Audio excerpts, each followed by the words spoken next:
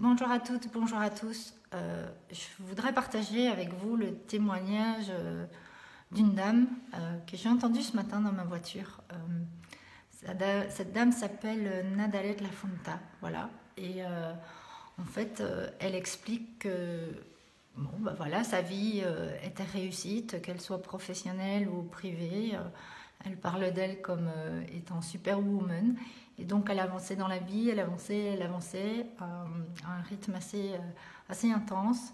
Et jusqu'au jour où elle a dû subir une intervention chirurgicale de la colonne vertébrale. Et suite à cette intervention, elle s'est retrouvée paraplégique. Alors grâce à sa persévérance, sa volonté et sa détermination, cette dame marche à nouveau. Et après son opération, elle dit que on ne lui volera pas sa troisième vie.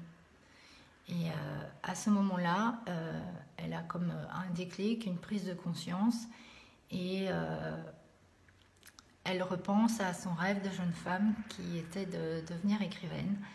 Et voilà, cette dame a écrit son premier livre et dit que ce ne sera pas le dernier. Et cette histoire m'a fait penser un peu à mon parcours également, et à d'autres aussi d'ailleurs. Et moi, c'est après une chute que j'ai compris, que j'ai entendu cette petite voix intérieure. D'ailleurs, le premier mot que j'ai dit en atterrissant sur le sol, c'est j'arrête. Alors, je ne parlais pas d'arrêter de vivre. Sur le moment même, je ne comprenais pas. Et en fait, arrête voulait dire j'arrête d'être à côté de la plaque. J'arrête de faire des choix qui ne me correspondent pas. J'arrête de vivre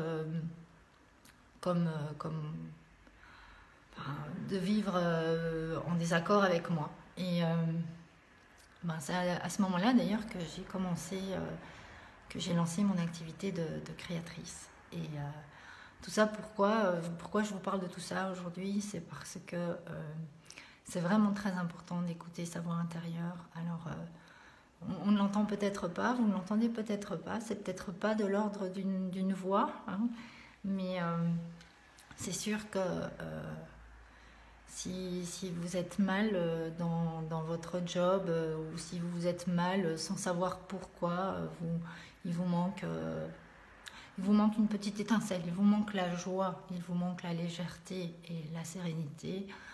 Posez-vous. Posez-vous un instant, posez-vous quelques instants et réfléchissez. Enfin, laissez venir et comprendre ce qui coince ou ce qui bloque. Je pense que, pour vous donner une piste, enfant, est-ce que vous aviez des rêves? Est-ce que vous vouliez devenir ceci ou tout simplement, qu'est-ce qui vous animait quand vous étiez enfant? Voilà, moi je pense que c'est une piste. C'est plus on est jeune et plus on est proche de son authenticité. Et c'est celle-là qu'on perd souvent en chemin parce qu'on avance, parce qu'on écoute ce qu'on nous dit de l'extérieur, parce qu'on pense que en réalisant telle chose, on réussit. Et donc là, c'est le mental, c'est l'ego qui s'exprime et pas votre authenticité, pas votre vraie nature. Or, la vie envoie des signes, quoi. Si vous ne les écoutez pas, elle envoie des signes. Que ce soit au niveau de votre santé, que ce soit au niveau d'événements que vous ne comprenez pas, d'épreuves différentes, elle vous envoie des signes. Donc, si vous voulez éviter de vivre toutes ces épreuves ou de mal vivre, posez-vous. Et c'est vrai que seul, ça peut être très compliqué, voire impossible. Quand on a le nez dans le guidon,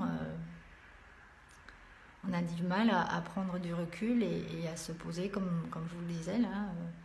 Donc, si vous voulez qu'on en parle, si vous voulez m'en parler, si vous voulez voir si une piste est envisageable, si on peut travailler ensemble, si je peux vous accompagner à révéler votre authenticité, n'hésitez pas. Voilà, contactez-moi. Voilà, moi ce sera avec plaisir que que je répondrai à vos questions et que je vous donnerai toutes les infos pour y parvenir. Voilà, en tout cas, moi je vous souhaite d'être vous et d'écouter votre petite voix intérieure si ce n'est déjà fait. Voilà, bonne journée à tous et surtout soyez vous.